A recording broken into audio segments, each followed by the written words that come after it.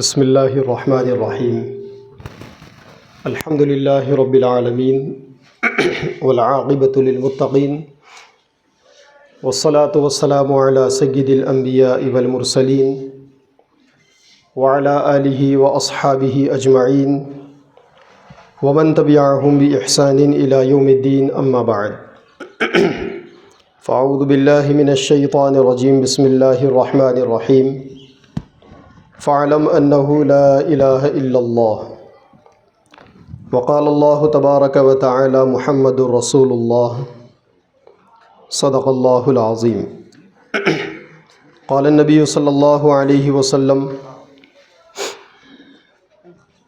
ستکون الفتن كقطع اللیل المظلم او کما قال علیہ الصلاۃ والسلام۔ عزیز دوستوں، محترم دینی بھائیوں اور پیارے بچوں،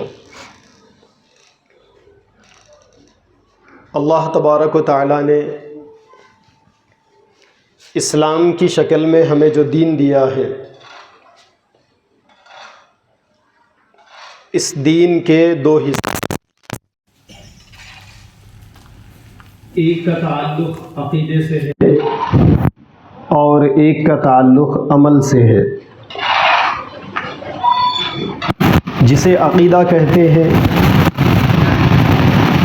اس کا تعلق انسان کے دل سے ہے، انسان کی فکر سے ہے، اور جسے عمل کہتے ہیں اس کا تعلق انسان کے جسم سے ہے۔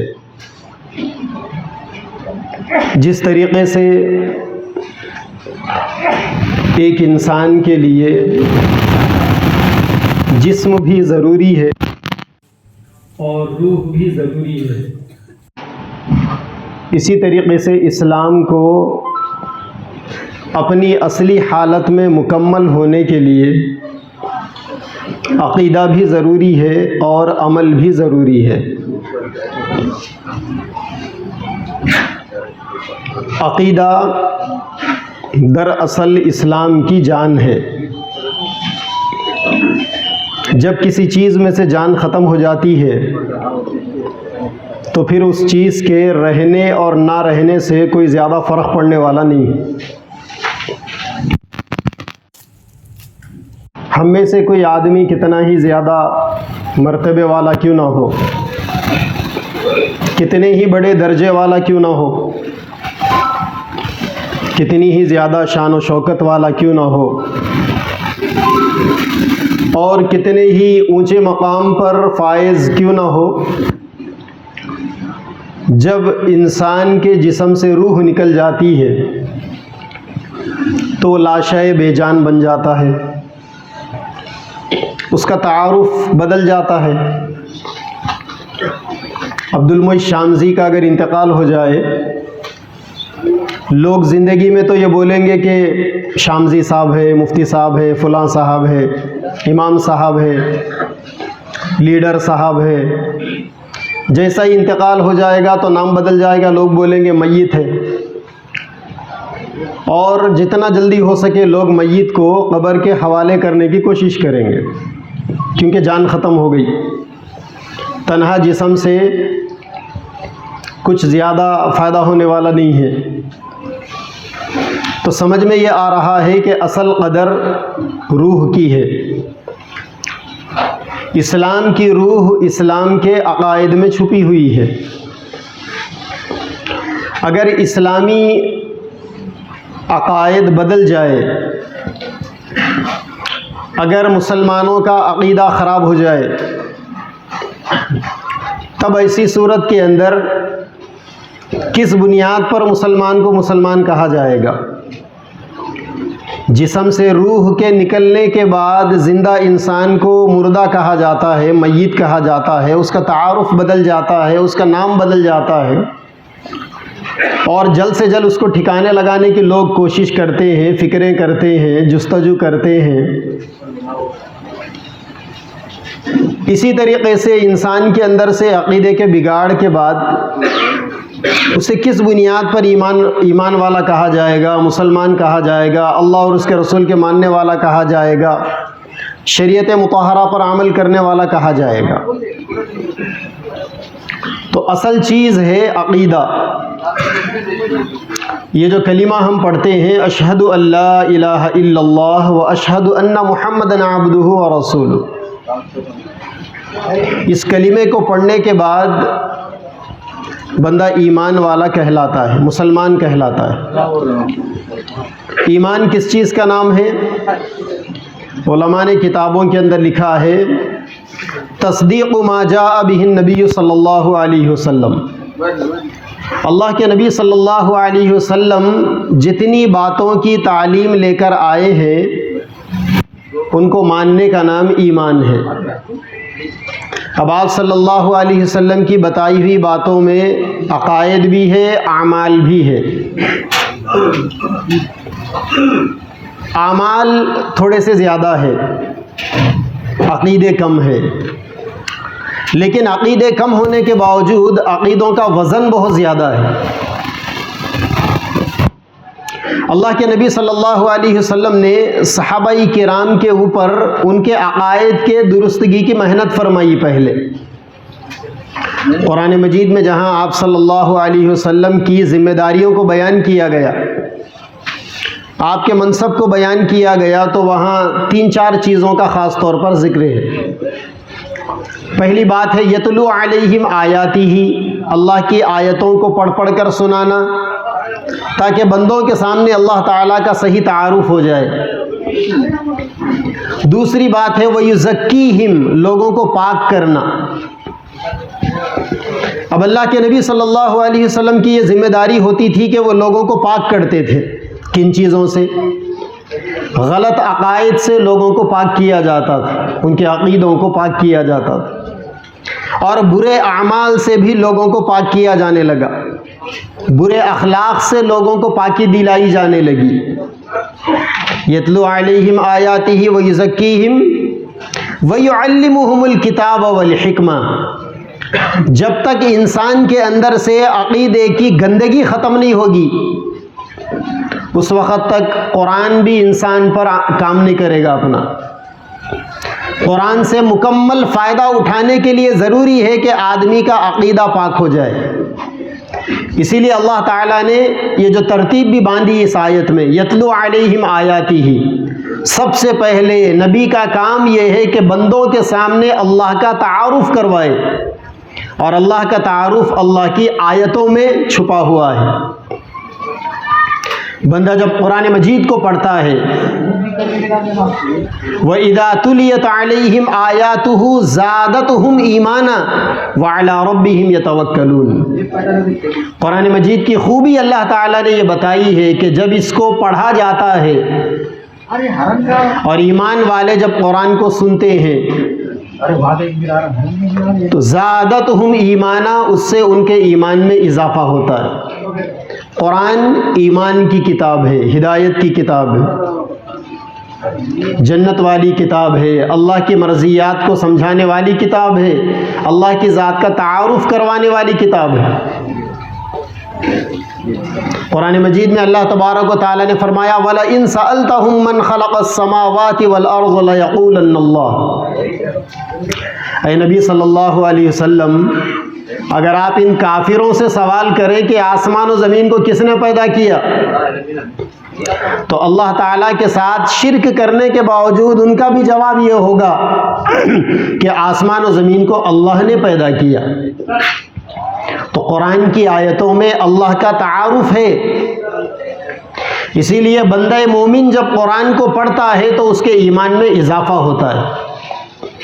تو نبی کا پہلا کام اللہ کا تعارف کروانا تاکہ لوگوں کے دلوں میں اللہ کی عظمت بیٹھے، بڑائی کا یقین ہو اللہ تعالیٰ کی ذات کا۔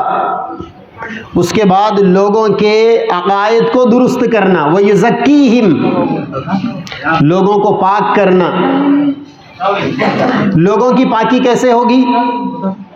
پاکی کس مفہوم کا نام ہے؟ قد افلح من زکا۔ ایک جگہ پر سورہ شمس میں اللہ تعالیٰ نے بہت سی اپنی قدرت کے کرشموں کو بیان کیا، اس کی قسم کھاتے ہوئے فرمایا قد افلح من زکاہا وقد خاب من دساہا، جس آدمی نے اپنے نفس کو پاک کر لیا وہ کامیاب ہو گیا. وقد خاب من دساها، جس نے اپنے نفس کو گندا کر لیا، اپنے وجود کو ناپاک کر لیا، وہ نقصان میں ہو. تو بندہ پاک اس وقت ہوتا ہے جب بندے کو عقیدے کی خوبی ملتی ہے، عقیدے کی پاکی ملتی ہے. تو نبی کا کام بندوں کے عقائد کو پاک کرنا بھی تھا، بندوں کے عقائد کو پاک کرنا، ان کے خیالات کو پاک کرنا، ان کے اعمال کو درست کرنا، ان کے اخلاق اور کردار کو درست کرنا، یہ ڈیوٹی تھی. تیسرے نمبر پر اللہ تعالیٰ نے فرمایا وَيُعَلِّمُهُمُ الْكِتَابَ وَالْحِكْمَةَ، تیسرے درجے میں نبی کا کام کتاب کی تعلیم دینا ہے، یعنی قرآن مجید کی تعلیم. قرآن مجید سے فائدہ اٹھانے کے لیے یہ دو چیزیں پہلے ضروری ہیں، ایک اللہ کا تعارف ہونا، دوسرے اپنے آپ کو پاک کرنا. تو میرے بھائیوں، ہمارے اس دین کی اصل بنیاد عقیدہ ہے، اعمال دوسرے درجے میں. عقیدے کی بنیاد پر آخرت میں بندے کو جنت ملنے والی ہے، اور اعمال کی بنیاد پر جنت میں درجے ملنے والے. اللہ کے نبی صلی اللہ علیہ وسلم جب معراج میں تشریف لے گئے تو وہاں پر آپ صلی اللہ علیہ وسلم کی ایک نبی سے ملاقات ہوئی. انہوں نے اللہ کے نبی سے کہا کہ اے محمد، آپ اپنی امت سے کہیے کہ جنت ایک چٹیل میدان ہے، جو بندہ جتنا اللہ کا ذکر کرتا ہے، سبحان اللہ، الحمدللہ، لا الہ الا اللہ، اللہ اکبر کے ذریعے، اس کی ذکر کے بقدر جنت کے چٹیل میدان میں درخت لگتے جائیں گے. ایک دفعہ بندے نے سبحان اللہ کہا، جنت کے اس چٹیل میدان میں ایک درخت لگ جائے گا. یعنی جنت سجتی ہے انسان کے اعمال سے، اور جنت ملتی ہے انسان کے عقیدے سے. جنت کی قیمت کیا ہے؟ عقیدہ ہے. یہ جو کہتے ہیں نا کہ ایمان کے بدلے میں جنت ملے گی، تو ایمان پورے ایک سلیبس کا نام ہے، ایمان پورے مکمل ایک نصاب کا نام ہے. اور ایمان کا نصاب کیا ہے؟ ایمان کا پہلا نصاب ہے عقیدوں کی درستگی. وہ عقیدے بندے کے دل میں ہونا جو عقیدے اللہ کے نبی سے بندے کو ملے، جو عقیدے صحابہ سے ہم تک پہنچے، جو عقیدے توارث کے ساتھ، اجماع کے ساتھ، امت کے اکابر کے ذریعے سے صحیح علم اور صحیح فہم کی روشنی میں جو عقیدے ملے ہیں، ان عقیدوں کا جاننا، اس کو اپنے دل سے تسلیم کرنا، اس کے بغیر کوئی بندہ مومن نہیں کہلا سکتا، مسلمان نہیں کہلا سکتا. اگر بندے کا عقیدہ درست ہو جائے، ایمان درست ہو جائے، جنت مل جائے گی. جنت کی نعمتوں کا تعلق تو اعمال سے ہے، لیکن جنت کا تعلق ایمان سے ہے. یہی وجہ ہے کہ ایک صحابی ایک جنگ کے اندر شریک ہوئے، وہ کافر تھے. اس جنگ کے موقع پر انہوں نے کلمہ پڑھا، اشہد ان لا الہ الا اللہ و اشہد ان محمد عبدہ و رسولہ، اس کا اعتراف کیا، اقرار کیا. اس کے بعد دشمنوں کے مقابلے میں میدان جنگ میں داخل ہو گئے اور اپنی تلوار لے کر مردانہ وار لڑتے لڑتے شہید ہو گئے. اللہ کے نبی صلی اللہ علیہ وسلم نے فرمایا کہ میں انہیں جنت کے مزے لیتا ہوا دیکھ رہا ہوں. حالانکہ یہ ایک ایسا مومن تھا، ایک ایسا بندہ تھا جس کے نام اعمال میں ایک بھی نماز نہیں پڑھی انہوں نے. ادھر ایمان قبول کیا، ادھر جنگ لڑتے لڑتے شہید ہو گئے. ایک بھی روزہ نہیں ان کے نام اعمال میں، ایک روپیہ بھی صدقہ کرنے کا موقع نہیں ملا، حج کرنے کا موقع نہیں ملا، کوئی بڑی نیکی، کوئی بڑا عمل کرنے کا موقع نہیں ملا. بس ادھر ایمان کی دولت ملی اور ادھر شہادت کا مرتبہ مل گیا، اور بدلے میں جنت کی بشارت. تو کیا سمجھ میں آیا؟ سمجھ میں یہ آیا کہ جنت عقیدے کی بنیاد پہ ملنے والی ہے. جنت کی نعمتیں اعمال پر ملے گی.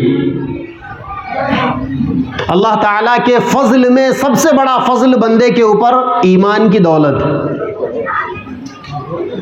یہ تھوڑی سی گفتگو گاڑی ہو گئی، تو آپ لوگ بھی جب سے چائے پینے کے مزے لے رہے تھے. یہ اسلامی محفل کے آداب کے بالکل خلاف ہے کہ آپ چائے بسکٹ کھاتے جا رہے ہیں، دین کی باتیں سنتے جا رہے ہیں. چلو بشاشت لانے کے لیے وقت کو بھی تو کنٹرول کرنا ہے. ابھی فجر کی نماز سے آپ فارغ ہوئے، اسی لیے ہم نے بھی گوارا کر لیا. وہ جتنے ساتھی توس بانٹ رہے تھے، چائے بانٹ رہے تھے، وہ آپ کے درمیان میں گھوم رہے تھے، لیکن میرے دماغ پہ چل رہے تھے، ایسا محسوس کر رہا تھا میں. اب ذرا مجھے بھی فرصت ہو گئی، اسی لیے میں نے بھی ایسی گفتگو میں آپ کو الجھا دیا کہ جس نے کان لگا کر دماغ لگا کر سن لیا ان کا فائدہ ہوگا انشاءاللہ. اور آج کے دن بھر کے جتنے بھی فتنوں کا تعارف آپ کے سامنے آئے گا، سب کا تعلق عقیدے کے بگاڑ سے. اسی لیے میں نے تھوڑا سا دن کے شروعات میں ہی عقائد کے بارے میں، اعمال کے بارے میں یہ فرق کرنے والی گفتگو کر دی، اور دونوں کی اہمیت کو الگ الگ کرتے ہوئے. اب جو گفتگو ہوگی وہ تھوڑا سا اتنی روکھی نہیں ہوگی، یہ تھوڑا سا اوپر سے جانے والی گفتگو تھی. تو میرے بھائیوں، اسلام دو چیزوں کا نام، عقیدہ اور عمل. عقیدہ اسلام میں بنیاد ہے، اس کے بدلے جنت ملے گی. عمل کے بدلے میں جنت کی نعمتیں ملے گی. اور عقیدے کا تعلق دل سے ہے، عمل کا تعلق بدن سے. ابھی آپ نے نماز ادا کی تو آپ نے جسم سے نماز ادا کی، دل سے نماز ادا نہیں کی. مگر تھوڑی دیر کے بعد آپ سنیں گے کہ بعض لوگ ایسے بھی جو دل کی نماز پڑھتے ہیں، دل سے نماز پڑھتے، جسم کی نماز نہیں پڑھتے. تو عقیدے کا تعلق دل سے ہے، اور عقیدہ نظر نہیں آتا، عمل نظر آتا ہے. آپ نماز پڑھ رہے ہیں، سامنے والوں کو نظر آئے گا. روزے سے ہے، آپ بھوکے ہیں، سامنے والے دیکھ کر کہتے ہیں کہ روزے سے ہے. آپ حج کا عمل انجام دے رہے ہیں تو دیکھنے والے کو سمجھ میں آ جائے گا کہ مسلمان ہے، اسی لیے حج ادا کر رہا ہے. لیکن آپ خالی بیٹھے ہوئے ہیں، عام لباس میں بیٹھے ہوئے ہیں. آپ فجر کی نماز پڑھ کے ہوٹل میں چلے گئے، بس اسٹینڈ کے پاس چائے پینے، دو لوگ بیٹھے ہوئے ہیں وہاں پر، اور دونوں پینٹ بشرٹ پہنے ہوئے، اور دونوں ایک جیسے نظر آ رہے ہیں آپ کو. دونوں کے چہرے پر داڑھی نہیں، کرتا پائجامہ نہیں، سر پہ ٹوپی نہیں، مگر اس میں سے ایک مسلمان ہے اور ایک کافر ہے، مشرک ہے. کیسا پہچانیں گے آپ؟ مذہب کہاں لکھا ہوا ہے ان کی پیشانی پہ؟ دونوں ایک جیسے ہیں ظاہر میں.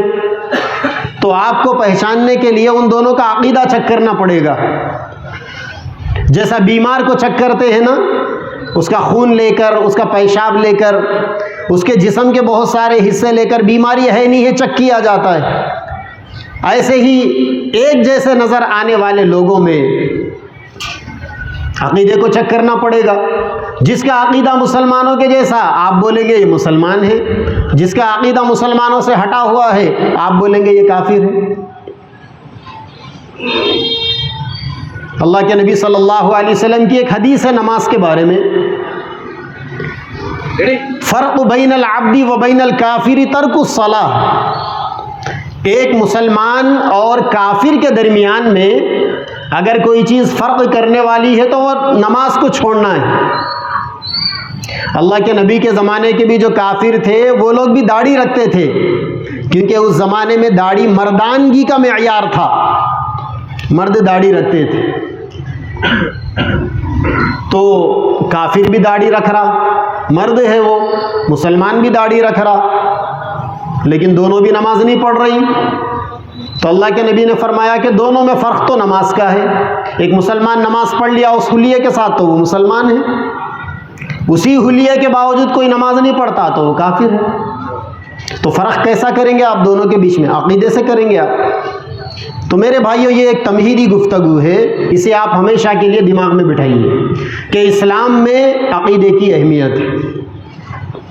اگر آپ کا عقیدہ درست ہے تو عمل قابل قبول ہے، لیکن اگر آپ کا عقیدہ بگڑ جائے، آپ زندگی بھر کے تہجد گزار بن جائے، کوئی فائدہ نہیں ہونے والا ہے. اسی لیے سب سے پہلے اپنے خیالات کو، اپنے عقیدے کو درست کرنا بہت ضروری ہے. اپنے تھاٹس کو درست کرنا ضروری ہے، اپنی مذہبی فیلنگ کو درست کرنا ضروری ہے. کہ آپ مذہب کے نام پر کن چیزوں کو قبول کرتے ہیں، یہ ضروری ہے۔ یہ بات ہو گئی۔ اب اس کے بعد ایک اور دو باتیں سن لے۔ اب ہم اسلام میں داخل ہو گئے عقیدے کی درستگی کے ساتھ۔ اب اللہ تبارک و تعالیٰ نے اسلام میں دو چیزیں رکھی ہے اور دونوں کا تعلق مذہب اسلام سے ہے، مگر اس میں سے ایک چیز ایسی ہے جس چیز کو قائم کرنے کے لیے نبی پاک صلی اللہ علیہ وسلم نے 23 سال تک قربانیاں دی، اور دوسری چیز اسی کا ایک پارٹ ہے۔ وہ دو چیزیں کیا ہے؟ ان میں سے ایک ہے شریعت اور دوسرے ہے طریقت۔ شریعت کا مطلب ہے پورا دین، جو کام کرنے کے ہے اور جو کام بچنے کے ہے، وہ سب مل ملا کر شریعت کہلاتے ہیں۔ اور دوسری طرف ہے طریقت۔ طریقت کو آسان لفظوں میں آپ یوں سمجھ لیں، بریانی بن گئی، گویا یہ شریعت ہے۔ اب وہ بریانی مزیدار بنی یا بدمزہ بنی، وہ طریقت ہے۔ وہ اللہ کے نبی صلی اللہ علیہ وسلم سے سوال ہوا، اس کا ساؤنڈ کم کرو نا، ڈبل تقریر چل رہی۔ نہیں، یہ جو ویڈیو جو چل رہا نا، کہاں چل رہا؟ ادھر ہی۔ نہیں، اچھا ایکو میں ہے کیا؟ ٹھیک ہے۔ اللہ کے نبی صلی اللہ علیہ وسلم سے سوال ہوا، ایک اجنبی آ کے سوال کیا تھا۔ وہ اجنبی دراصل فرشتے تھے، جبریل امین انسان کی شکل میں آئے تھے۔ تو سوال ہوا مل اسلام، اسلام کس چیز کا نام ہے؟ سوال ہوا مل ایمان، ایمان کس چیز کا نام ہے؟ اور تیسرا سوال ہوا مل احسان، احسان کس چیز کا نام ہے؟ احسان دراصل طریقت کے بارے میں سوال تھا۔ پہلے جو دو سوال تھے اسلام اور ایمان کے، وہ شریعت سے ریلیٹڈ تھے، وہ شریعت سے متعلق، اور تیسرا جو سوال تھا وہ طریقت کے بارے میں تھا۔ تو اللہ کے نبی نے طریقت کے بارے میں فرمایا، ان تعبد اللہ کأنک تراہ فإن لم تکن تراہ فإنہ یراک۔ احسان اس بات کا نام ہے کہ تم اللہ کی عبادت ایسی کرو گویا تم اللہ کو دیکھ رہے ہو، اور اگر تم یہ خیال نہیں کر سکتے کہ اللہ کو دیکھ رہے ہو تو کم سے کم یہ تو خیال کر لو کہ عبادت کے موقع پر اللہ تمہیں دیکھ رہا ہے۔ آپ نماز پڑھ رہے ہیں، آپ کا خیال ہے کہ اللہ مجھے دیکھ رہے ہیں۔ آپ زکوٰۃ دے رہے ہیں، آپ کا خیال ہے کہ اللہ مجھے دیکھ رہے ہیں۔ آپ حج ادا کر رہے ہیں، آپ کا خیال ہے کہ اللہ مجھے دیکھ رہے ہیں۔ آپ قرآن کی تلاوت کر رہے ہیں اور اس خیال کے ساتھ کر رہے ہیں اللہ مجھے دیکھ رہے ہیں۔ تو جب آدمی اللہ کے دیکھنے کا تصور بنا لے گا تو پھر اعمال میں جان پیدا ہو جائے گی، نماز میں دل لگے گا، قرآن پڑھنے میں مزہ آئے گا، ذکر و اذکار میں دل لگے گا، عبادتوں میں روح پیدا ہوگی۔ اسی کا نام ہے طریقت۔ اللہ کے نبی صلی اللہ علیہ وسلم نے ہمیں کامل شریعت دی اور مکمل طریقت بھی ہمیں اللہ کے نبی نے عطا فرمایا۔ شریعت نام ہے 24 گھنٹے کی زندگی میں دین پر عمل کرنے کا، اور طریقت نام ہے دین پر عمل کرتے ہوئے اللہ سے جڑے رہنے کا۔ ایک بندہ نماز پڑھ رہا ہے اور نماز میں اس کا دماغ غائب ہے، نماز کئی اور خیالات ہیں اس کے، تو ایسی نماز کا کیا فائدہ؟ حدیث میں اللہ کے نبی نے فرمایا ایسی نماز کو اللہ تعالیٰ کالے کپڑے میں لپٹیں گے، فرشتے انسان کے منہ پہ مار کے چلے جائیں گے، تیری نماز کی ضرورت نہیں۔ لیکن اگر آپ نماز پڑھ رہے ہیں، سجدے میں چلے گئے اور آپ کے دماغ کے اندر یہ خیال ہے، اللہ کے نبی نے فرمایا الساجد بین قدم الرحمن، سجدہ کرنے والا اللہ تعالیٰ کے دونوں قدموں میں اپنا سر رکھتا ہے، اللہ تعالیٰ کے قدم نہیں ہے۔ ایک تشبیہ اللہ کے نبی نے دی ہے وہاں پر، ایک مثال دی۔ آدمی دنیا میں سامنے والوں کے سامنے جب گرتا ہے نا، تو گرنے کا آخری درجہ سامنے والوں کے پیر ہوتے ہیں۔ اسی لیے لوگ ہمارے پاس عاجزی دکھانے کے لیے بولتے ہیں میرا کام کر دو میں آپ کے پیر پڑوں گا، ایسا بولتے ہیں لوگ۔ آج تک کسی نے یہ نہیں کہا میں آپ کے ہاتھ پڑھوں گا یا آپ کے سر پڑھوں گا. یہ الگ بات ہے کہ لوگ پیچھے پڑھتے ہیں، وہ الگ ٹاپک ہے.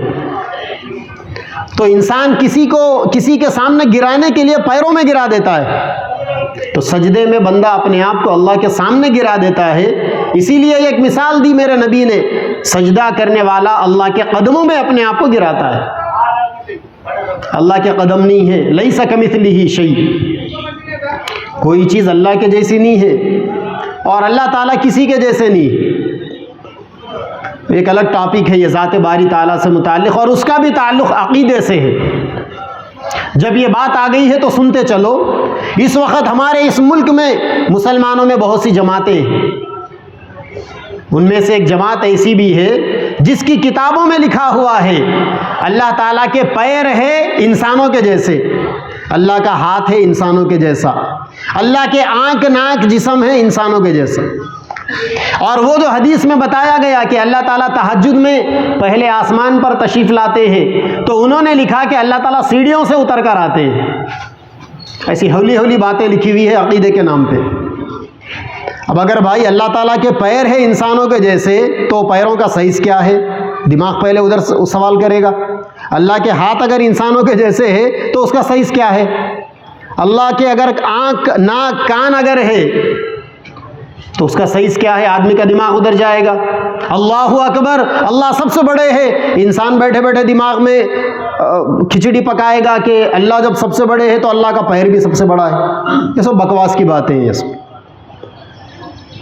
اسی لیے اللہ تبارک و تعالیٰ جیسے ہے اپنی شان کے ساتھ میں ہے، اس کا تعلق بھی ہمارے عقیدے سے، علماء سے سیکھنے کی چیزیں ہیں. یہ سب کتابیں بھری پڑی ہوئی ہے عقائد کی ان بحثوں سے، ان نکات سے. تو بہرحال سجدہ کرنے والا اللہ کے قدموں میں، آپ سجدہ کر رہے ہیں اور آپ کے ذہن میں یہ بات بیٹھی ہوئی ہے کہ میں اللہ کے قدموں میں اپنے آپ کو نچھاور کر چکا ہوں. رکوع کیا آپ نے، آپ کے دل میں یہ خیال ہے کہ میں اللہ کے سامنے جھک گیا، سرنڈر ہو گیا اللہ کے سامنے، اپنے آپ کو اللہ کے حوالے کر دیا. تو آپ کی نماز میں کیفیت پیدا ہوگی، اسی کا نام ہے طریقت. ورنہ رکعت باندھ لی، دکان کا حساب کتاب، گراہک کی فکر، وہ گھر میں جو جھگڑا ہو گیا تھا محترمہ سے، میڈم سے، اس کے بارے میں ساری باتیں اب نماز میں آ رہی، تو یہ کیا نماز ہے یہ؟ اسی لیے علامہ اقبال کہا کرتے تھے تیرے سجدے کہیں تجھے کافر نہ کر دے. کیا سجدہ بھی انسان کو کافر کرتا ہے کیا؟ سجدہ تو انسان کے مسلمان ہونے کی علامت ہے. نماز پڑھنے کا مطلب یہ ہے کہ آپ مسلمان ہیں آپ. لیکن علامہ صاحب یہ کہہ رہے ہیں کہ تیرے سجدے کہیں تجھے کافر نہ کر دے.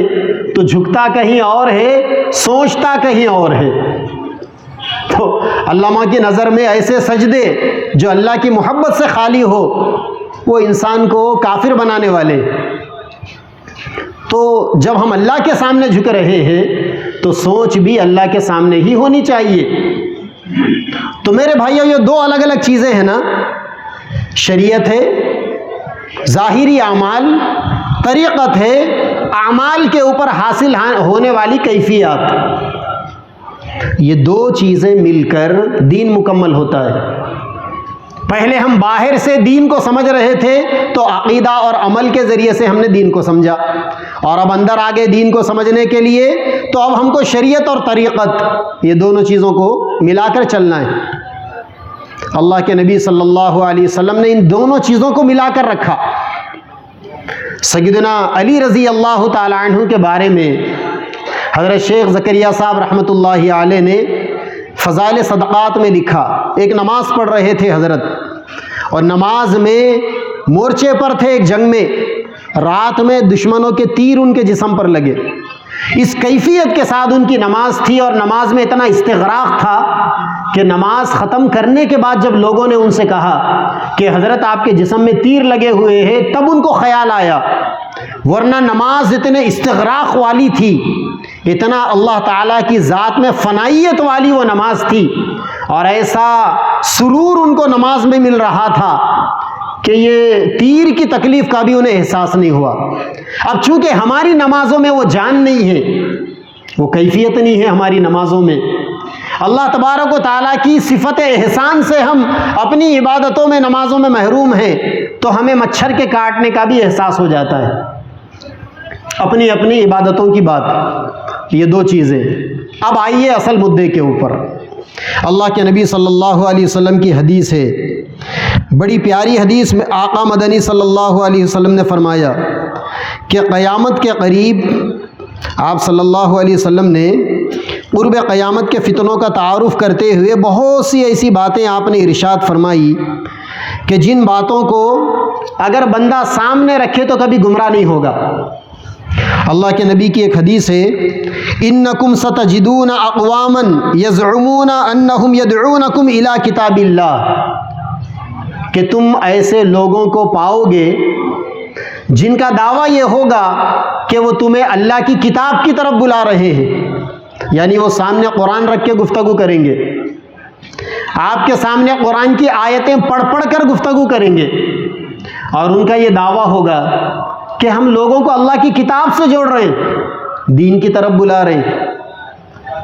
یہ بات 14 صدیوں پہلے میرے نبی نے ارشاد فرمائی، انکم ستجدون اقواما یزعمون انہم یدعونکم الی کتاب اللہ.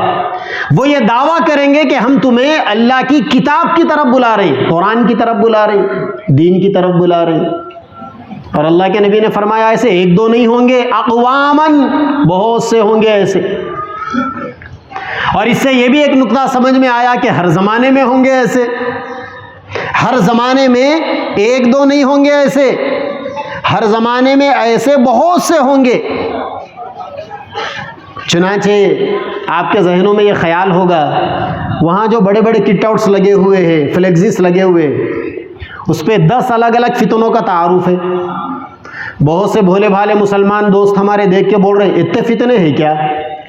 وہ 10 اس وقت ڈسپلے پہ ہے، وہ 10 کے پیچھے اور 100 چھپے ہوئے. اور بڑا چیلنج آپ کو اپنے ایمان کے بچانے کا ہے. وہ ڈاکوؤں سے، ایمان کے لٹوروں سے اپنے آپ کو بچانا ہے.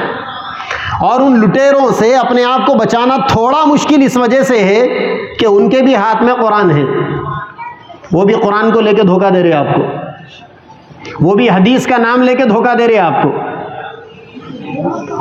تو اللہ کے نبی نے فرمایا وہ دعویٰ کریں گے کہ ہم تمہیں قرآن کی دعوت دے رہے ہیں، وَقَدْ نَبَذُوهُ وَرَاءَ ظُهُورِكُمْ، جبکہ حقیقت یہ ہے کہ انہوں نے قرآن کو اپنے پیچھے ڈال دیا، پیٹھ پیچھے ڈال دیا قرآن کو. انہوں نے قرآن ان کے سامنے رکھی ہوئی ہے،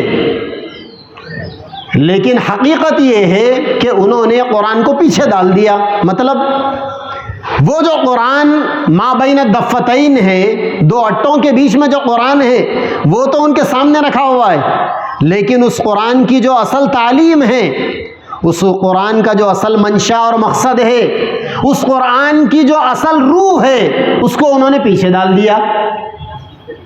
اب تم کیسا پکڑو گے کہ وہ سامنے قرآن رکھ کے دھوکہ دینے والا انجینئر علی مرزا یا جاوید احمد غامدی یا وہ ریاض احمد گوہر شاہی یا وہ قادیانی یا وہ شکیل بن حنیف، یہ لوگ صحیح ہے یا غلط ہے آپ کیسا اندازہ کریں گے؟ اب آپ تو آگے اللہ کے نبی صلی اللہ علیہ وسلم نے فرمایا فَعَلَيْكُمْ بِالْعِلْمِ، اب تم پر علم حاصل کرنا ضروری ہے.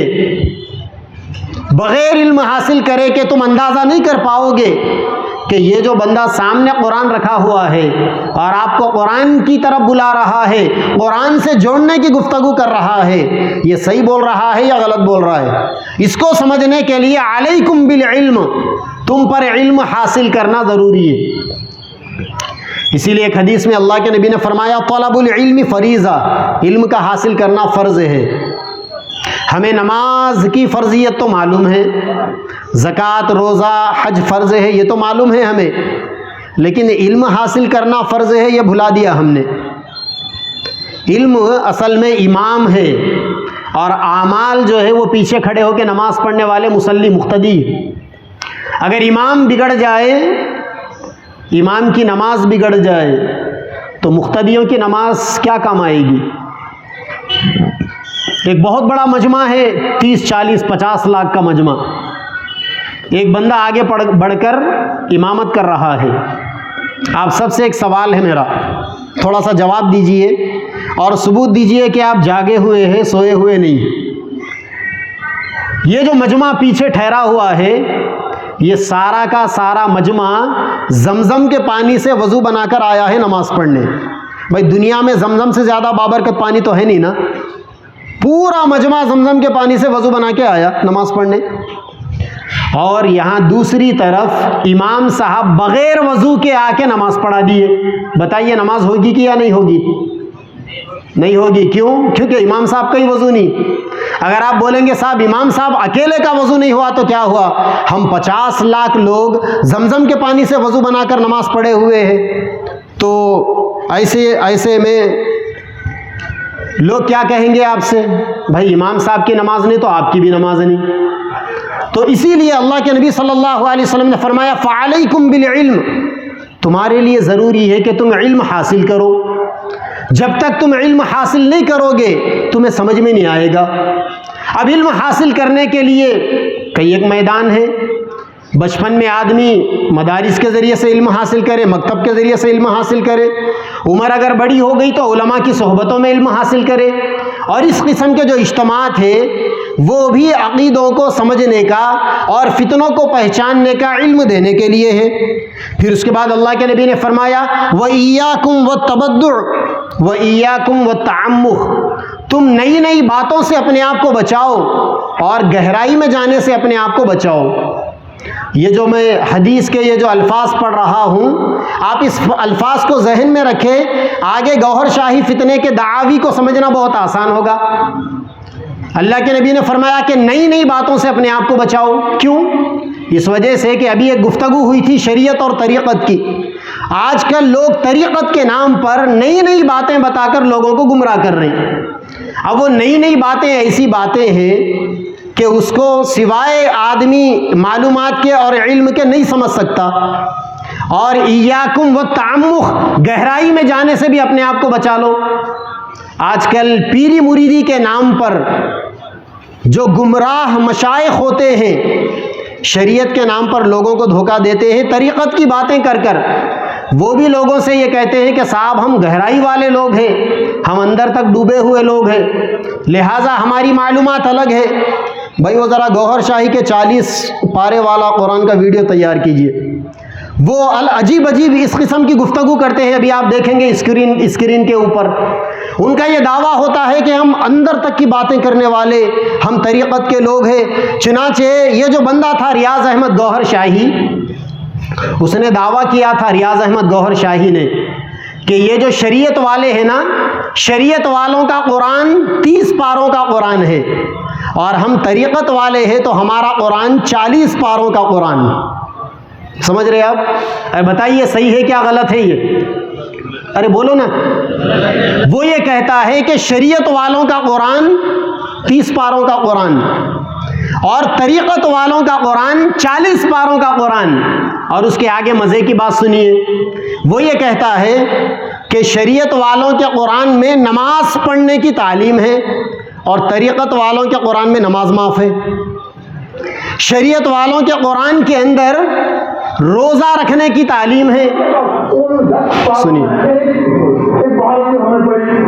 ہم نے آج تک کسی کو نہیں بتایا، ہم نہیں سکیں گے، ہاں ہمارے کام ہو جائیں گے، ہم نے سنوں کو بھی نہیں بتائیں گے، سنوں کو بھی نہیں بتائیں گے، آج ہم دونوں رکھے ہوئے ہیں نا، آپ سوچیں کو بتائیے۔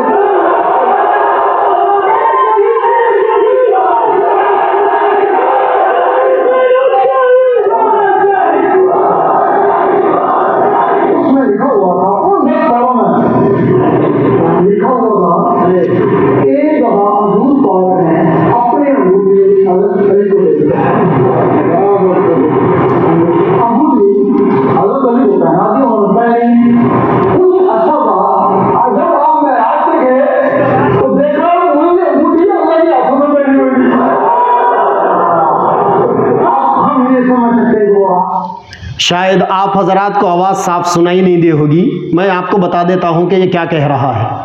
یہ کہہ رہا ہے کہ ہمارے پاس 40 پاروں کا قرآن ہے، ایکسٹرا 10 پارے ہیں، اور ان 10 پاروں کے اندر لکھا ہوا ہے کہ اللہ کے نبی صلی اللہ علیہ وسلم جس وقت معراج میں گئے تھے انہوں نے اللہ کے ہاتھ میں وہ انگوٹھی دیکھی جو انگوٹھی نبی نے حضرت علی کو گفٹ کی تھی.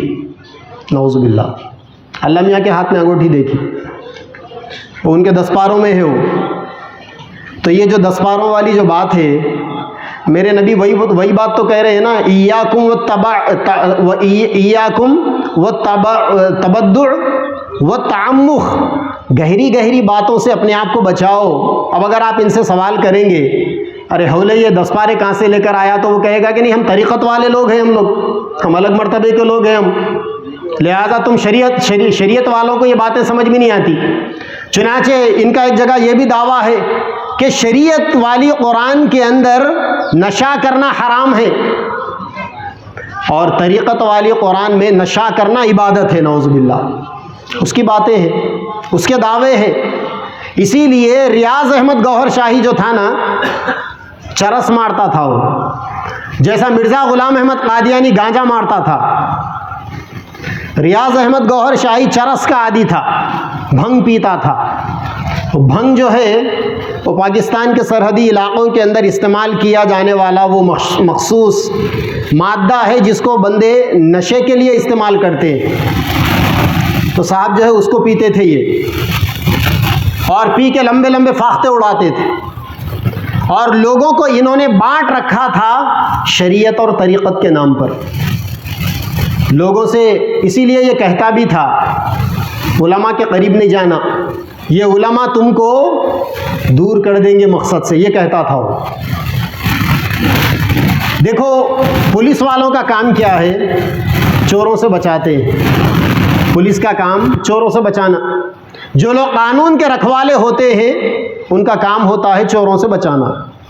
اگر آپ چوروں کی گینگ جوائن کر لیں گے, چوروں کے گروپ میں شامل ہو جائیں گے, تو سب سے پہلا پارٹ جو آپ کو پڑھایا جائے گا وہ یہی بولا جائے گا کہ پولیس سے بچ کے رہنا. چنانچہ یہ ایمان کے ڈاکو, یہ ایمان کے چور اور ایمان کے لٹیرے بھی ایسے ہیں کہ یہ سب سے پہلے آپ کو یہ پارٹ پڑھائیں گے کہ علماء سے بچ کے رہنا.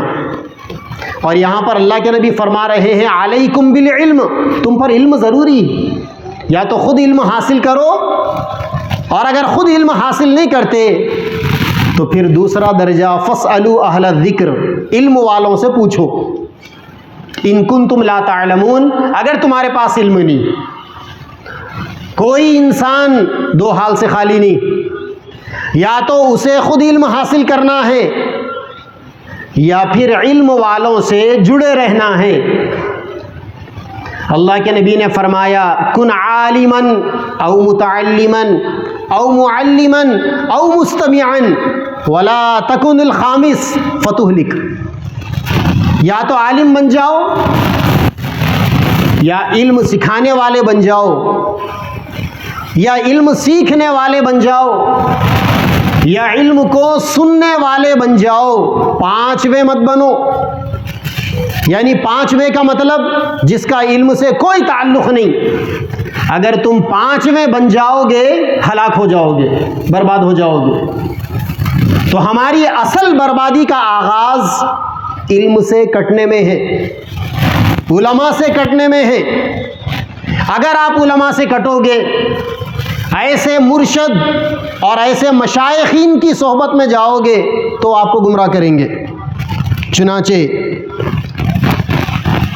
ریاض احمد گوہر شاہی جو 2004 میں واصل جہنم ہو چکا, 20 سال کا عرصہ گزر ہو چکا, دنیا اس کے وجود سے پاک ہو گئی. پاکستان میں رہنے والا تھا, بہت سے دعوے کیے اس نے. ایک موقع پر اس نے دعویٰ کیا کہ جب میں اپنی اس جماعت کو لے کر اٹھا, اپنی اس تحریک کو لے کر اٹھا, تو میں نے اللہ کے نبی سے سوال کیا کہ یا رسول اللہ میری بات کو کون مانیں گے؟ تو اللہ کے نبی نے مجھ سے کہا کہ جاؤ ہم منوا لیں گے آپ کی باتوں کو. یعنی دنیا کے اندر مذہب کے نام پر گمراہ کرنے والے جتنے آئے نا, ان کا پہلا دعویٰ ہمیشہ ایک ہی ہوتا, وہ یہ دعویٰ کرتے کہ ہم ملہم من اللہ ہے, یعنی اللہ کی طرف سے ہمارے اوپر وحی آتی ہے, یا اللہ کی طرف سے ہمارے پاس براہ راست ڈائریکٹ پیغام آتا ہے. ان کا دعویٰ ہوتا ہے یہ. اور وہ اچھمبے میں ڈالنے والی نئی نئی باتیں لوگوں کے سامنے گھڑ گھڑ کر سناتے ہیں. اور لوگوں کا بڑا عجیب حال ہے.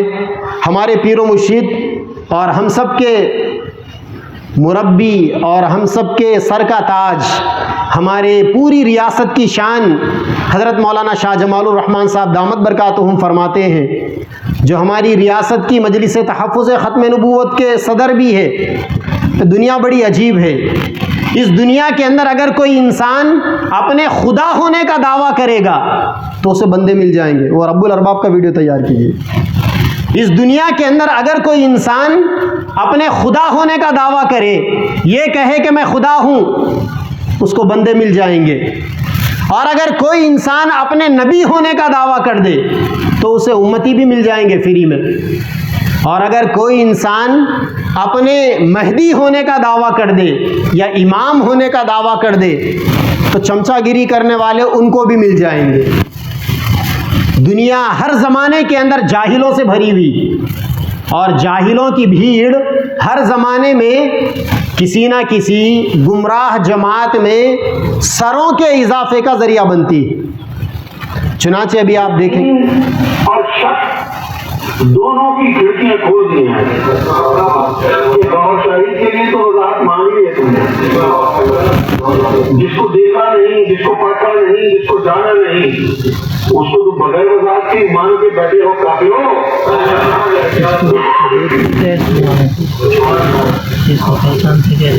سرکار گور شاہی کے رب الارباب ہونے کی وضاحت تو ہم ابھی کر رہے ہیں. لیکن دنیا میں کوئی ایسا بندہ بھی ڈھونڈ لینا جو اللہ کی عزت بچا دے گا، جو اس بات کی کیا کہہ رہا ہے یہ؟ دنیا میں کوئی ایسے آدمی کو ڈھونڈ لے جو اللہ کی عزت بچا لے. نعوذ باللہ. اتنی بڑی توہین اللہ کی ذات کے ساتھ، اللہ کی شان میں اتنی بڑی گستاخی. اچھا، آپ لوگوں میں سے کتنے لوگ اسے جانتے ہیں؟ ذرا بتائیے ہاتھ اٹھا کے. کبھی آپ نے اس کو دیکھا ہوگا تو.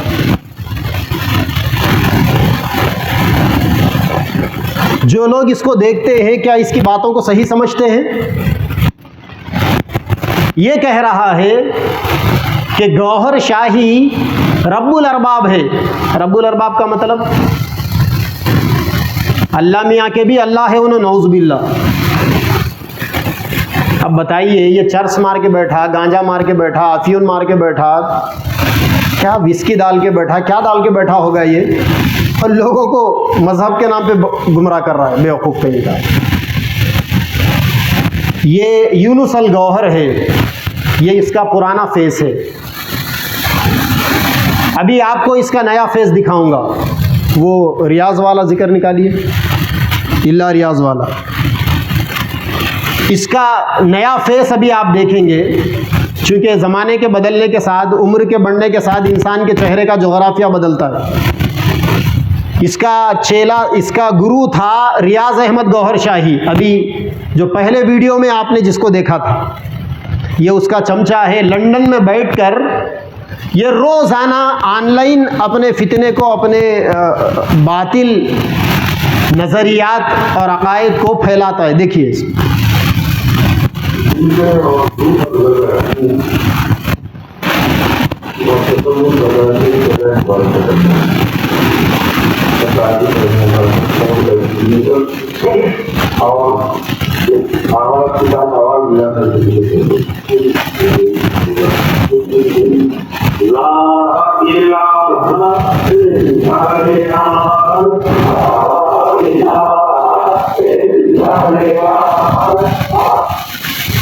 یہ ذکر چل رہا ہے لوگوں کا. کتوں کا ذکر بھی تیار کیجئے. یہ ذکر چل رہا ہے لوگوں کا. ذکر کیا کر رہے معلوم؟ ان بول رہا ذکر سے پہلے کہ سب سے پہلے ریاض احمد گوہر شاہی کا چہرہ اپنے سامنے ذہن میں رکھو. اس کے بعد ذکر کرو لا الہ الا ریاض. نہیں ہے کوئی معبود سوائے ریاض کے. نعوذ باللہ. نقل کفر کفر نباشر. کلمہ کیا ہے اصل میں؟ لا الہ الا اللہ. اور یہ کہہ رہا ہے کہ لا الہ لگائیے کتوں کی محفل، ذرا یہ بھی سن لیجیے. کا کتا ہوں، تمہارا ہوں میں کتا ہوں، گور شاہی کا کتا ہوں میں کتا. جی یہ کتوں کا ذکر ہے. یہ ایسے بابرکت کتے آپ نے اپنے پاس نہیں دیکھے ہوں گے شہر بودن میں، مگر یہ کتے اللہ کے نہیں ہیں، یہ کتے گوہر شاہی کے کتے ہیں. وہ اللہ تعالیٰ ذہنی مریض ہے، وہ نعوذ باللہ. وہ ویڈیو نکالیے. تو یہ کہتا ہے مسلمانوں سے مخاطب ہو کر بول رہا ہے جس کو دیکھا نہیں. یہ کہتا ہے ریاض احمد گوہر شاہی کا یہ چیلا مسلمانوں سے مخاطب ہو کر کہتا ہے جس کو دیکھا نہیں، یعنی اللہ تعالیٰ کو کسی نے دیکھا کیا؟ بتائیے بھائی. ایمان کس چیز کا نام ہے؟ چھپی ہوئی چیزوں کے جاننے کا نام ایمان ہے. جنت کو ہم نے دیکھا نہیں، ہم سے چھپی ہوئی ہے، ہمارے نظروں سے بعید ہے، دور ہے، مگر ہم جنت کو مانتے ہیں. ہم نے جہنم کو دیکھا نہیں، مگر ہم جہنم کو مانتے ہیں. ہم نے برزخ کو نہیں دیکھا، محشر کو نہیں دیکھا، یوم القیامہ کو نہیں دیکھا، ہم نے فرشتوں کو نہیں دیکھا، ہم نے پچھلے پیغمبروں کو نہیں دیکھا، اور ہم نے نبی پاک صلی اللہ علیہ وسلم کو بھی نہیں دیکھا، اور ہم نے اللہ کو بھی نہیں دیکھا. بغیر دیکھے کہ ہم اللہ کو مانتے ہیں، کیونکہ ایمان والا کون ہے؟ الذین یؤمنون بالغیب. ایمان والا وہ ہے جو غیب پر یعنی چھپی ہوئی چیزوں پر ایمان لانے والا. اگر ہم یہ ساری چیزوں کو اپنی آنکھوں سے دیکھ لیتے تو اسے ایمان تھوڑی کہا جاتا، اسے ایمان تھوڑی کہا جاتا. ایمان تو نام ہے چھپی ہوئی چیزوں کے جاننے کا. تب یہ کہتا ہے مسلمانوں سے مخاطب ہو کر جس کو دیکھا نہیں، بغیر وضاحت کے مان کر بیٹھے ہو کافروں. آج دنیا میں کوئی ایسا نہیں ہے جو اللہ کی عزت بچا سکے. نعوذ باللہ. لگائیے.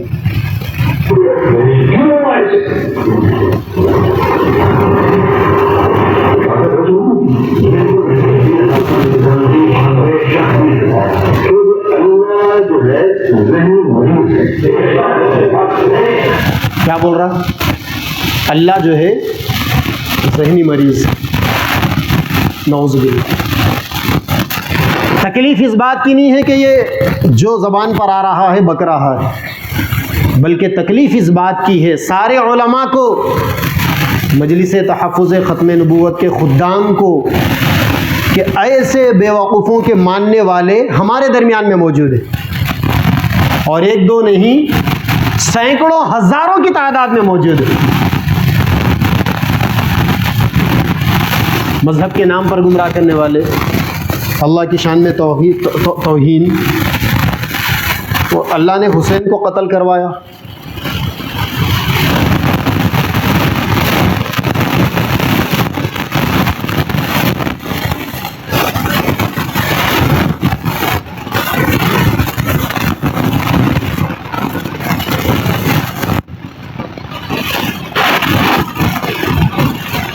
ایک جگہ پر کہتا ہے یہ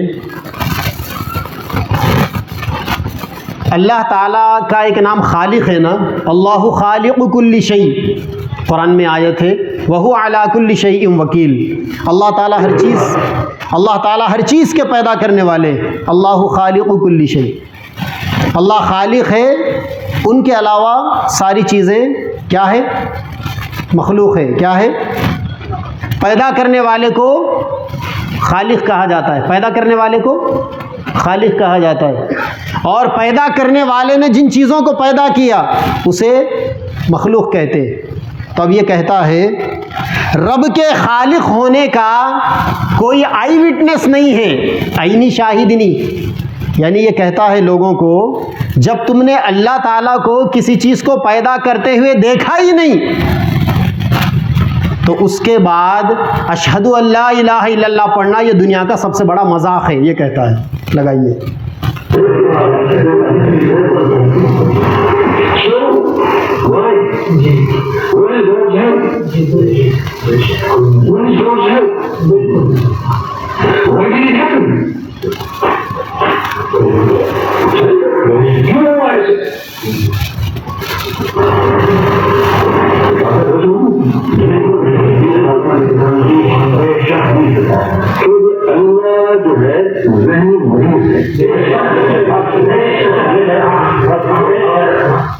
وہ کہہ رہا ہے کہ اللہ ذہنی مریض ہے، اور سامنے بیٹھ کے سننے والے کیا بول رہے ہیں؟ بے شک۔ انا للہ و انا الیہ راجعون۔ اب بتائیے، اب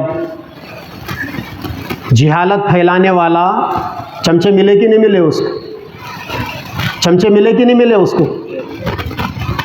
حیرت کی بات ہے میرے بھائیوں کہ لوگ جو ہے، ذرا بھائی وہ نئی جو ہے پین ڈرائیو میں سے وہ قرآن والا نکالیے، مرشید کی زبان سے نکلا ہوا جملہ قرآن نمبر 4۔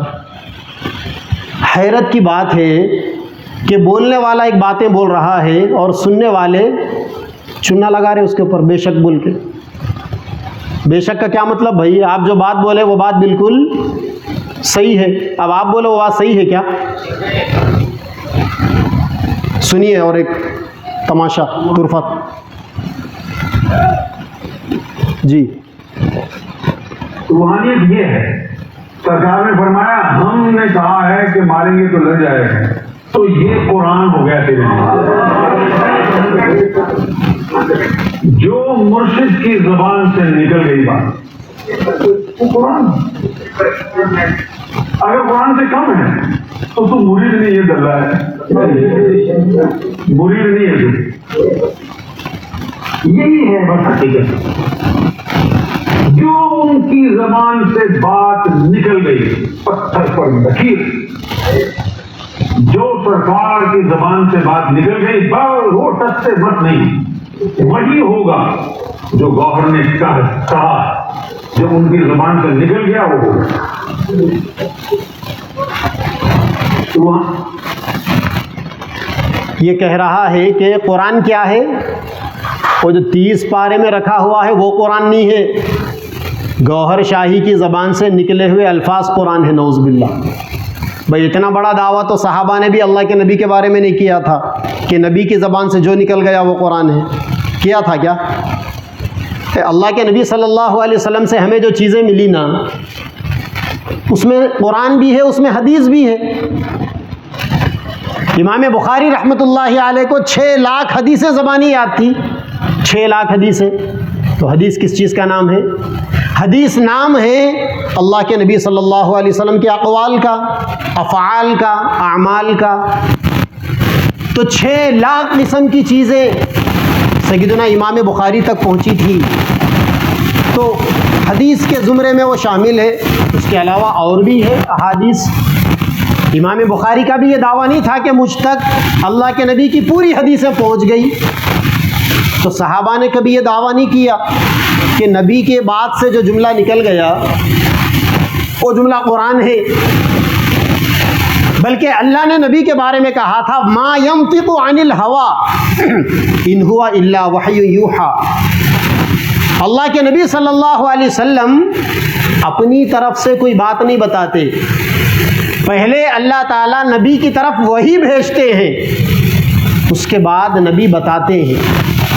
تو اللہ تعالیٰ نے نبی پاک صلی اللہ علیہ وسلم پر جو وحی بھیجی اس کی 2 قسمیں ہیں۔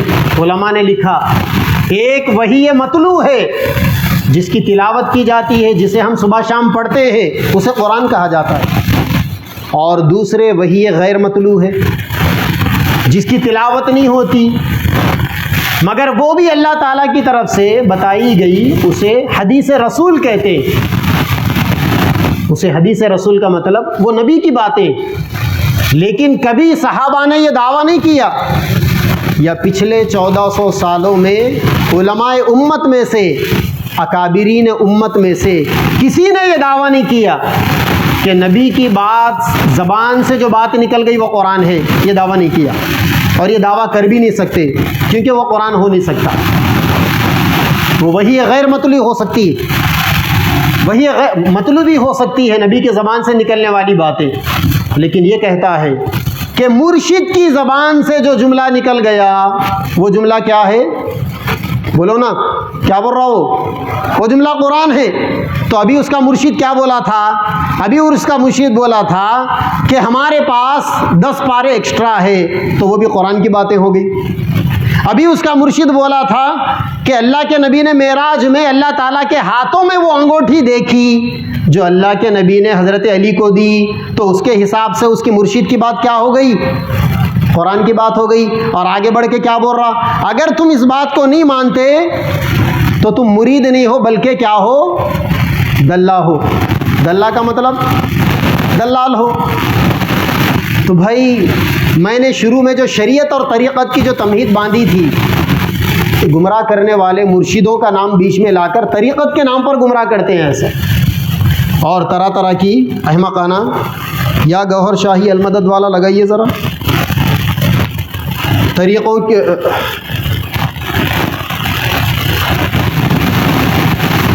احمقانہ گفتگویں جو ہے ہوتی ہے، جو زبان پہ آیا بولتے گئے۔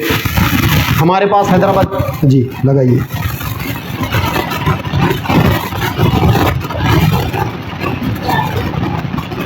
دادی برا عمل سیکھی ہوئی ہیں اور وہ بیٹھے بیٹھے اپنی نظروں سے گزرنے والے پر مخلوق بھیج کر ان کا دماغ پلٹ دیتی۔ وہ ہمارے دماغ کو روز پلٹتی، پورے گھر والوں کو کنٹرول میں کر کے رکھا ہوا ہے۔ ان کے پاس بہت پاور ہے۔ یہ جان کے بڑی خوشی ہوئی۔ آپ کا ذہن پلٹتی رہتی ہے۔ آپ اس وقت جو ہے جب بھی وہ آپ کو دیکھیں دادی تو آپ کہیں یا گوہر شاہی المدد، پھر دیکھتے ہیں کہ کون زیادہ پاورفل ہے۔ وہ حجر اسود والا تیار کیجیے۔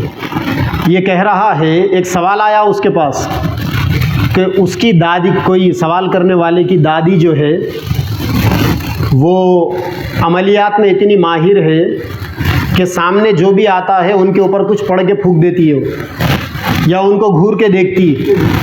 تو یہ اپنے چمچوں سے کہہ رہا ہے اس کا جواب دیتے ہوئے کہ جب بھی تمہاری دادی ویسا دیکھے یا گوہر شاہی المدد بول دو، تمہاری دادی کا وہ عمل ختم ہو جائے گا۔ بھائی ہم یہ جملہ تو نبی کے لیے بھی نہیں پکار سکتے، المدد والا شرکیہ جملہ ہے نا۔ مدد کس سے مانگی جائے گی؟ بولیے نا، مدد کس سے مانگی جائے گی؟ نبی سے مدد مانگ سکتے ہیں کیا؟ کسی ولی سے مدد مانگی جا سکتی ہے؟ کسی درگاہ والے سے مدد مانگی جا سکتی ہے؟ گوہر شاہی سے مدد مانگنا کیا ہے؟ شرک ہے، شرک ہے۔ اور شرک، ان الشرک لظلم عظیم، کائنات کا بدترین گناہ شرک ہے۔ روئے زمین پر شرک سے زیادہ بڑا گناہ کوئی اور نہیں۔ آپ مدد نبی سے بھی نہیں مانگ سکتے، یا نبی المدد بھی نہیں بول سکتے آپ۔ کیوں؟ کیونکہ روزانہ ہر نماز میں سورہ فاتحہ میں آپ خود اللہ تعالیٰ کے سامنے ہر رکعت میں اعتراف کرتے ہو، اقرار کرتے ہو، ایاک نعبد و ایاک نستعین، اے اللہ ہم آپ ہی کی عبادت کرتے ہیں اور آپ ہی سے مدد مانگتے، آپ سے مدد مانگتے ہیں نہیں۔ وہ ایاک نستعین کا ترجمہ آپ ہی سے مدد مانگتے۔ کبھی آپ کسی سے مخاطب ہوتے ہیں، کوئی بات کہتے ہیں، سامنے والا پوچھتا ہے کہ مجھے بولے۔ اب یہ سارے لوگوں میں نے کسی کو مخاطب کر ایک بات کہی، اب وہ بھائی بھی سمجھ رہے ہیں مجھے بولے، وہ بھی سمجھ رہے ہیں مجھے بولے، وہ بھی بولے مجھے سمجھ رہے، تو اس میں سے ایک صاحب مجھ سے سوال کر رہی، مجھے بولے آپ، تو میں جواب کیا دوں گا؟ ارے بولو نا، کیا جواب دوں گا؟ آپ سے بولا یہ جواب دوں گا، یا ہاؤ آپ کو ہی بول رہا ہوں ایسا جواب دیں گا؟ وہ ایاک نستعین کا یہی مطلب ہے، اے اللہ ہم آپ ہی سے مدد مانگتے۔ اور یہاں گوہر شاہی المدد، ذرا اس کو بھی سن لیجئے۔ ذکر قلب میں پھر اس کے بعد آپ کی تقدیر میں کیا ذکر قلب میں پھر اس کے بعد آپ کی تقدیر میں کیا لکھا ہے پتہ چلے گا نا کہ آپ صاحب ذکر اللہ نے آپ کو بنایا ہے یا صاحب تصور بنایا ہے یا صاحب اسم بنایا ہے۔ اگر آپ کو اللہ تعالیٰ صاحب اسم بنانا چاہتا ہے تو سرکار گوہر شاہی آپ کے دل سے لکھ دیں گے جب اللہ کا حکم ہو جائے گا۔ لیکن یہ رہ گئی بات انگلی سے لکھنے کی، وہ تو ہم لکھ دیتے ہیں۔ پوری دل نہیں کیا دل کیا ہم تو حضرت اسود پر بھی لکھ دیتے حضرت ہم تو چاند پر سورج پر بھی یہاں سے بیٹھے بیٹھے لکھ دیتے ہیں. چلنے دو اصل بات. ہم نے لکھا تھا فرید کے سامنے حضرت اسود پر جو لفظ محمد لکھا ہوا وہ ہماری ہینڈ رائٹنگ جی. اور ہونا بس حولہ کیا بول رہا دیکھو, چاند پہ لکھتا کہتے, سورج پہ لکھتا کہتے, اور حجر اسود پہ محمد بول کے لکھ کے آیا کہتے. ان کی ہینڈ رائٹنگ ہے وہ.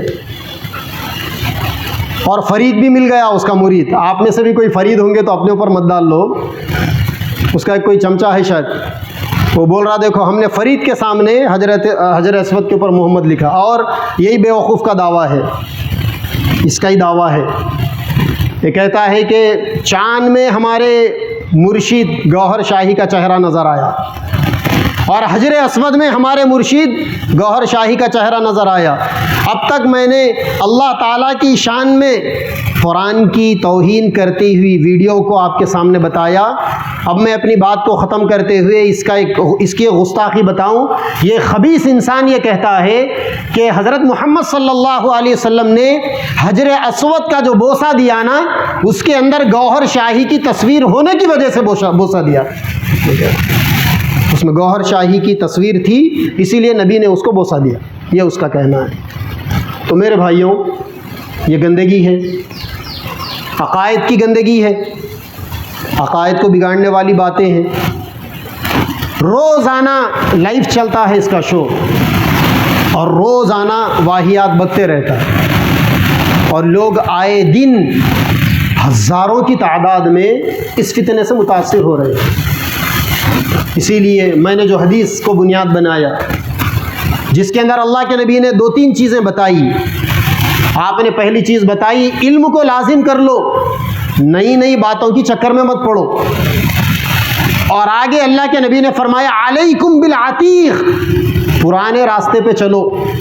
پرانا راستہ کون سا راستہ؟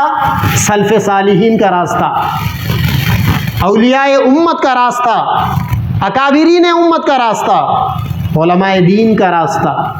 پرانے راستے کے اوپر اگر آپ چلیں گے تو ہی آپ کا دین و ایمان باقی رہنے والا ہے. اسی لیے میرے بھائیوں, آج کا یہ جو پروگرام ہے جو کل سے شروع ہو چکا ہے اور آج شام تک چلے گا, یوں سمجھ لیں آپ, اپنے آپ کو یہ پیغام دے لیں کہ آج کا ایک دن ہمارا اپنا نہیں ہے. آج کا ایک دن ہمیں عقیدہ سیکھنا ہے. اگر آج کے ایک دن آپ عقیدہ سیکھ لیں گے تو آپ اپنے لیے ہی نہیں بلکہ اپنی آئندہ آنے والی نسلوں کے دین و عقائد کو بچانے کا آپ کو یہاں سے فن مل جائے گا انشاءاللہ. اور یہ جتنے باطل فتنے اور فرقے ہیں, بیٹھے رہے آپ, تکلیف ہوگی, پیر درد دیں, جا کے کرسیوں پر بیٹھ جائیں. کمر تکلیف دینے لگے, تھوڑا سا ٹہل لیں سنتے سنتے. اللہ جزائے خیر دے.